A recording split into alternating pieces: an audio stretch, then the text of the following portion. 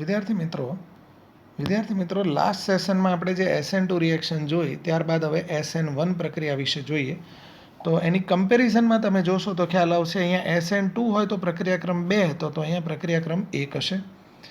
પેલામાં પ્રક્રિયા વેગનો આધાર સબસ્ટ્રેટ અને ન્યુક્લિયોફાઇલ બંનેની કોન્સન્ટ્રેશન ઉપર હતો. આમાં માત્ર સબસ્ટ્રેટની કોન્સન્ટ્રેશન ઉપર છે. પેલી પ્રક્રિયા એક તબક્કામાં થતી હતી, તો આ 2 તબક્કામાં થાય છે. અહીંયા y એ સંક્રાંત અવસ્થા નથી, એ સ્ટેબલ છે અને એને સ્થાયી મધ્યસ્થ નિપજ કહીએ છીએ. તો 2 તબક્કામાં સૌથી પહેલો તબક્કો સ્ટાર્ટ કરીએ આપણે.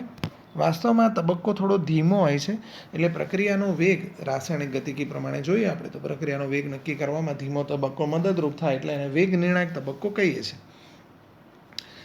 3 ડિગ્રી હેલાઇડ એક અહીંયા તમને દર્શાવેલો છે. હા, તૃતીયક બ્યુટાઇલ બ્રોમાઇડ દર્શાવેલો છે. આ માઇનસ ડેલ્ટા અને પ્લસ ડેલ્ટા તમને ખ્યાલ છે. તો ફર્સ્ટ સ્ટેપમાં શું થશે, આ બોન્ડ બ્રેક થશે અને Br માઇનસ રિલીઝ થશે અને એક કાર્બોકેટાયન મળશે, 3 ડિગ્રી કાર્બોકેટાયન, કારણ કે ધનભારિત કાર્બન બીજા 3 કાર્બન સાથે જોડાયેલો છે. તો અહીંયા પ્રક્રિયકનું અસમ વિભાજન થયું.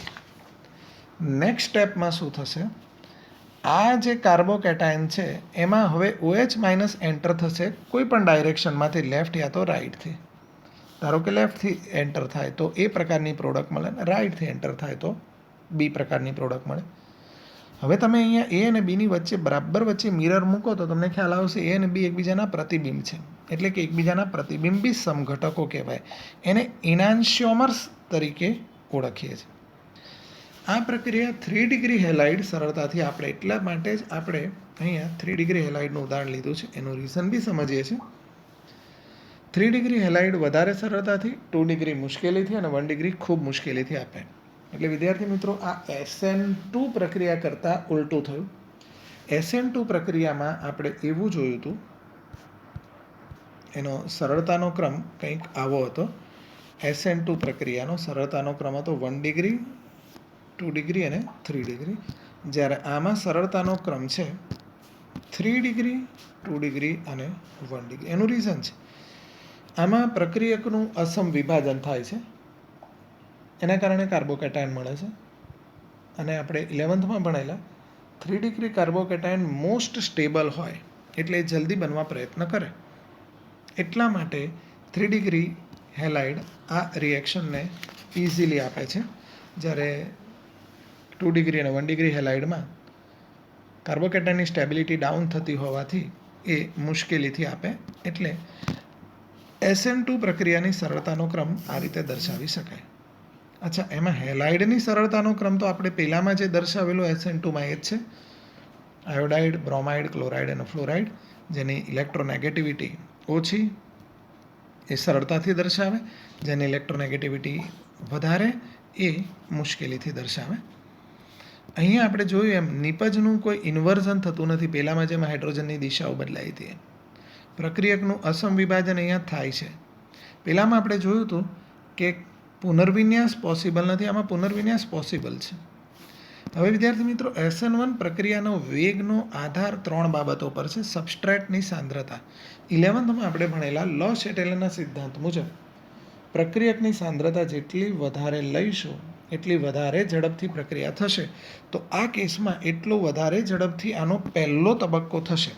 તો જેટલો ઝડપથી પહેલો તબક્કો થશે એનાથી પણ વધારે ઝડપથી બીજો તબક્કો થશે. એટલા માટે એમ કહી શકાય કે પ્રક્રિયાના વેગનો આધાર સબસ્ટ્રેટની સાંદ્રતા પર છે. બીજું છે કાર્બોકેટાયન બનવાની સરળતા. આ કાર્બન અને હેલોજન બંધ જેટલો જલ્દી તૂટશે અને જેટલો જલ્દી કાર્બોકેટાયન મળશે એટલો પહેલો તબક્કો ઝડપી બનશે, તો બીજો તબક્કો એનાથી પણ વધારે ઝડપી બનશે. અને ત્રીજું આપણે હમણાં જોયું એમ કાર્બોકેટાયનની સ્ટેબિલિટી. જેમ કાર્બોકેટાયનની સ્થિરતા વધારે હશે એમ એ રિએક્શન ઝડપથી થશે. એ જ વસ્તુ અહીંયા શોર્ટમાં સમજાવી છે. આનો સ્ક્રીનશોટ તમે લઈ શકો છો. હવે SN1 અને SN2ની બહુ શોર્ટ માહિતી અહીંયા આપેલી છે, જેની આપણે ટોટલ ડિસ્કશન કરી લીધું છે. આ યાદ રાખવા માટે છે ખાલી. તો એનો એક સ્ક્રીનશોટ લઈ લો, એને પછી ડિટેલમાં જોઈ શકશો. વિદ્યાર્થી મિત્રો કેટલાક ઓબ્જેક્ટિવ્સ આપણે જોઈએ SN1 SN2ના. સૌથી પહેલાં આ એક કમ્પાઉન્ડ છે, એમાં બે કમ્પાઉન્ડ આપ્યા છે, એમાં SN1 SN2 પ્રક્રિયા શેમાં ઇઝીલી થશે પૂછ્યું છે. તો આ 1 ડિગ્રી હેલાઇડ છે અને અહીંયા 2 ડિગ્રી હેલાઇડ છે. તો આપણને ખ્યાલ છે કે SN2 પ્રક્રિયા 1 ડિગ્રી હેલાઇડ ઇઝીલી આપે, તો આ સંયોજન ઇઝીલી આપશે. હવે આ બીજો ક્વેશ્ચન છે, SN2 કોણ ઇઝીલી આપશે? તો બંને 1 ડિગ્રી હેલાઇડ છે, પણ આયોડિન છે આમાં અને એમાં ક્લોરિન છે, એટલે ઇલેક્ટ્રોનેગેટિવિટી આની ઓછી છે, તો સરળતાથી આ આપશે. નેક્સ્ટ છે, 4 સંયોજનો આપ્યા છે, તમે જુઓ. એમાં એક આ 1 ડિગ્રી છે, આ પણ 1 ડિગ્રી, આ પણ 1 ડિગ્રી, આ પણ 4 1 ડિગ્રી છે. તો હવે જેમ નાનું ઇલેક્ટ્રોન ડોનેટિંગ ગ્રુપ હોય એમ અવરોધ ઓછો, તો ઇઝીલી આપે. આમાં નાનું ઇલેક્ટ્રોન ડોનેટિંગ, આમાં મોટું ઇલેક્ટ્રોન ડોનેટિંગ, આમાં તો 2 ઇલેક્ટ્રોન ડોનેટિંગ અને આમાં 3 ઇલેક્ટ્રોન ડોનેટિંગ છે. તો સ્વાભાવિક રીતે પ્રક્રિયા મુશ્કેલીથી મળતી જાય. હજી અમુક ક્વેશ્ચન જોઈએ SN2 માટે. તમે જોઈ શકો છો આ 3 1 ડિગ્રી અને 2 ડિગ્રી, એટલે 2 ડિગ્રી તો મુશ્કેલીથી જ આપે. અહીંયા બ્રોમિન અને ક્લોરિન છે, તો બ્રોમિન ઇઝીલી આપે. અહીંયા પણ ક્લોરિન, અહીંયા પણ, પણ અહીંયા મોટું ઇલેક્ટ્રોન ડોનેટિંગ ગ્રુપ એટલે મુશ્કેલીથી આપે. નેક્સ્ટ જુઓ, 1 ડિગ્રી 2 ડિગ્રી અને 3 ડિગ્રી, એટલે 1 ડિગ્રી ઇઝીલી આપે, 2 ડિગ્રી મુશ્કેલીથી અને 3 ડિગ્રી વધારે મુશ્કેલીથી. સિમ્પલ છે. Okay, next.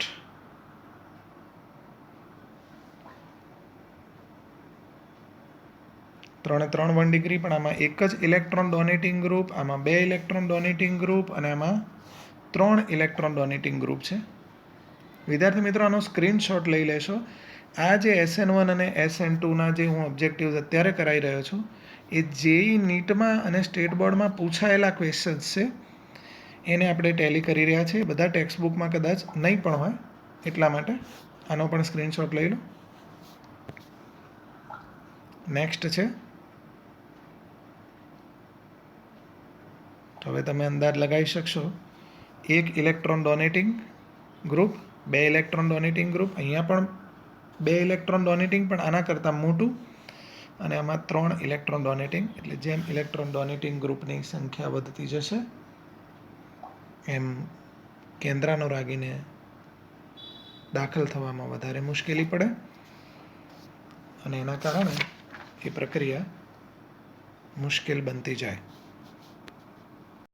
હવે સ્ટુડન્ટ્સ કેટલાક SN1 પ્રક્રિયા માટેના પણ ક્વેશ્ચન્સ જોઈએ. ફર્સ્ટ ક્વેશ્ચન, તો તમે જોઈ શકો છો અહીંયા હેલોજન સાથે જોડાયેલો કાર્બન બીજા 3 કાર્બન સાથે, આ 3 ડિગ્રી છે, આ 2 ડિગ્રી છે. તો SN1માં આપણે જોયું કે 3 ડિગ્રી ઇઝીલી આપે. નેક્સ્ટ, હેલોજન સાથે જોડાયેલો કાર્બન બીજા 3 કાર્બન સાથે, આ 3 તો 3 ડિગ્રી છે અને આ 2 ડિગ્રી છે, એટલે 2 ડિગ્રી તો મુશ્કેલીથી આપશે. પણ 3 ડિગ્રીમાં આયોડિન હોય તો ઇઝીલી, બ્રોમિન હોય તો મુશ્કેલીથી, અને Cl હોય તો વધારે મુશ્કેલીથી. હવે આ ક્વેશ્ચન ધ્યાનથી જોવાનું છે.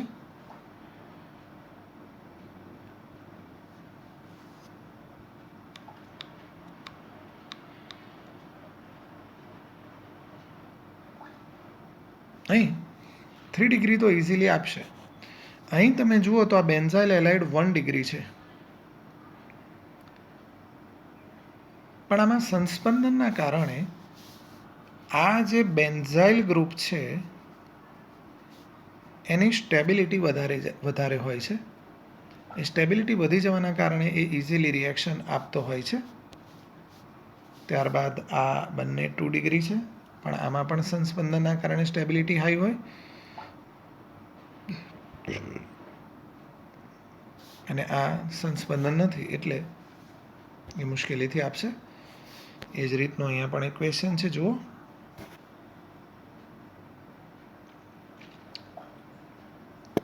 અહીંયા 2 એરોમેટિક ગ્રુપ છે અને એક ઇલેક્ટ્રોન ડોનેટિંગ ગ્રુપ છે. ઇલેક્ટ્રોન ડોનેટિંગ ગ્રુપ આને ઇલેક્ટ્રોન ડોનેટ કરે તો આ Br માઇનસ ઇઝીલી દૂર થાય ઇલેક્ટ્રોન રિપલ્શનના કારણે, એટલે કાર્બોકેટાયન ઇઝીલી મળે આમાં. અને આમ પણ એ 3 ડિગ્રી છે. હવે આ પણ 3 ડિગ્રી છે, પણ અહીંયા 3 ઇલેક્ટ્રોન ડોનેટિંગ ગ્રુપ છે, પણ અહીંયા એરોમેટિક ગ્રુપ નથી, એટલે સંસ્પંદનના કારણે સ્ટેબિલિટી એની પ્રમાણમાં આના કરતાં ઓછી હોય. એ જ રીતે અહીંયા પણ 2 ડિગ્રી છે, પણ 2 ઇલેક્ટ્રોન 2 એરોમેટિક ગ્રુપ છે, એટલે સ્ટેબિલિટીના કારણે આના કરતાં આની SN1ની ઝડપ ઓછી હોય, કારણ કે આમાં એક ઇલેક્ટ્રોન ડોનેટિંગ ગ્રુપ પણ હતું, આમાં નહોતું. હવેના જે સંયોજનો છે એમાં એક પણ એરોમેટિક ગ્રુપ નથી, પણ તમે જોઈ શકો અહીંયા 3 ઇલેક્ટ્રોન ડોનેટિંગ ગ્રુપ છે અને આમાં 3 ડિગ્રી છે, આ 2 ડિગ્રી છે અને 1 ડિગ્રી છે. તો 3 ડિગ્રીમાં તો ઇઝીલી આપે, 2 ડિગ્રીમાં મુશ્કેલીથી અને 1 ડિગ્રીમાં વધારે મુશ્કેલીથી આપે. બીજા કેટલાક ઉદાહરણો વિદ્યાર્થી મિત્રો, આ બધા જ ઉદાહરણોના સ્ક્રીનશોટ લેજો, કારણ કે આ બધા ઉપયોગી છે. કોમ્પિટિટિવ લેવલમાં ને એમાં પૂછાયેલા જ ઓબ્જેક્ટિવ્સ આપણે અહીંયા પ્રેક્ટિસ માટે લીધા છે. તો અત્યારે આ જુઓ, મેં એનો આન્સર લખ્યો છે, તમે એને વિચારી શકશો.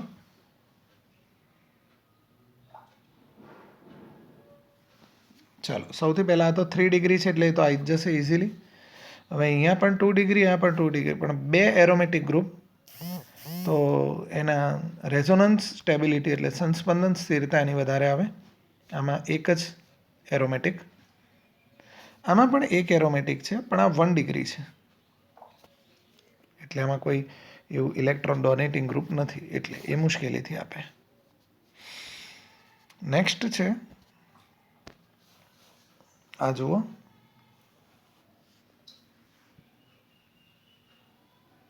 એના નીચે કેટલા ડિગ્રી છે મેં લખેલા છે, આ 3, 3, 2 અને 1. પણ તમને ખ્યાલ આવી ગયો, આ 3 ડિગ્રી કેમ ઇઝીલી આપે? રેઝોનન્સ સ્ટેબિલિટી, આમાં એવું નથી. અને આ તો 2 ડિગ્રી અને 1 ડિગ્રી છે. નેક્સ્ટ જુઓ, આ 2 ડિગ્રી છે અને આ પણ 2 ડિગ્રી છે, પણ આ કેમ વધારે ઇઝીલી આપે? કારણ કે આમાં સંસ્પંદન થવાના, રેઝોનન્સ સ્ટેબિલિટી એમાં હાઈ છે, આમાં નથી. અને આ બે તો 1 ડિગ્રી છે, એટલે આના કરતાં તો ઓછી ઝડપથી આપે. આમાં ડબલ બોન્ડ છે, પણ આમાં સંસ્પંદન નથી, એટલા માટે આ સૌથી ઓછી ઝડપથી SN1 પ્રક્રિયા દર્શાવે. નેક્સ્ટ છે વિદ્યાર્થી મિત્રો, અવકાશ રસાયણ એટલે શું? સ્ટીરિયો કેમિસ્ટ્રી કહે છે આને. શું છે આનો મતલબ સમજીએ. કોઈપણ સંયોજનના 3 ડાયમેન્શનલ બંધારણનો અભ્યાસ કરતી ઓર્ગેનિક કેમિસ્ટ્રીની બ્રાન્ચ એટલે સ્ટીરિયો કેમિસ્ટ્રી અથવા તો અવકાશ રસાયણ. હમણાં જ મેં તમને કીધું કે સપોઝ કે હું એક સંયોજન બતાવું, કાર્બન સાથે અહીંયા એક X છે, અહીંયા Y છે, અહીંયા Z છે, અહીંયા કોઈ W છે, તો આ સિંગલ બંધ જે બતાવ્યા છે સાદી લાઈન, એ દર્શાવે છે કે એના એ જ સમતલમાં કાર્બન અને X અને W છે. આ Y એ સમતલની આગળ પાછળ અથવા તો ડાબી જમણી, અને આ સમતલની ઉપર નીચે છે એમ દર્શાવે, એટલે કે 3 ડાયમેન્શનલ સંયોજન થયું આ.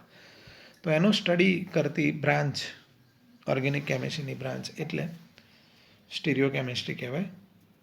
સ્ટીરિયો આઇસોમેરિઝમ એટલે કે અવકાશીય સમઘટકતા કોને કહીશું?